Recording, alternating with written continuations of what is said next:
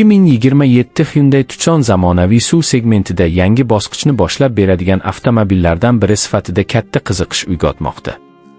Hyundai ushbu modelni yanada zamonaviy dizayn, ilg'or texnologiyalar va yuqori qulaylik bilan taqdim etishga tayyorlanmoqda. So'nggi ma'lumotlarga ko'ra, yangi Tucson yanada qat'iy va kvadrat uslubdagi tashqi ko'rinishga ega bo'lib, Santa Fe modelidan ilhomlangan dizayn elementlarini o'zida mujassamlashtiradi. Shuningdek, yangi avlod modelida sun'iy intellekt bilan ishlovchi multimedia tizimi, katta raqamli displey va elektrlashtirilgan dvigatel variantlariga katta e'tibor qaratilishi kutilmoqda. Avtomobilning old qismida keng LED kunduzgi chiroqlar, yangi radiator panjarasi, aerodinamik bamper va sport uslubidagi havo kirish teshiklari joy oladi. Yon tomondan esa katta qotishma disklar, kuchli kuzov chiziqlari va qora himoya qoplamalari Tucsonga yanada kuchli ko'rinish beradi. Orqa qismda esa zamonaviy LED stop chiroqlar, yangi dizayndagi bagaj eshigi va sport uslubidagi bamper avtomobilning tashqi ko'rinishini mukammal yakunlaydi. Salon butunlay yangi darajaga olib chiqilgan. Katta panoramali raqamli displey, yuqori sifatli yumshoq materiallar, premium o'rindiqlar va ko'p funksiyali rul haydovchi hamda yo'lovchilar uchun maksimal qulaylik yaratadi.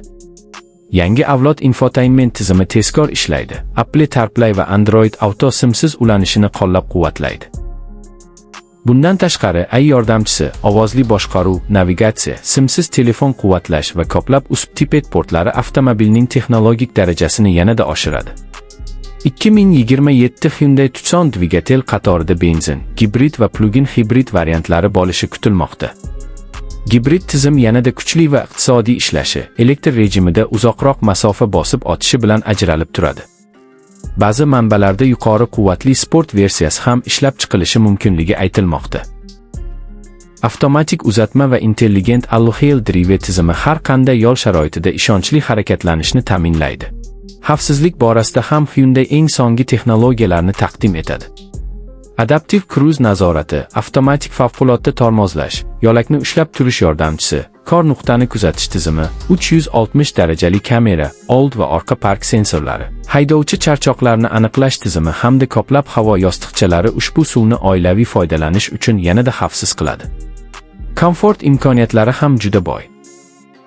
Elektr boshqaruvli va isitiladigan o'rindiqlar, shamollatiladigan old o'rindiqlar, 2 zonali iqlim nazorati, panoramali tom, premium audio tizimi, elektr bagaj eshigi va ambient yoritish salonni yanada hashamatli qiladi.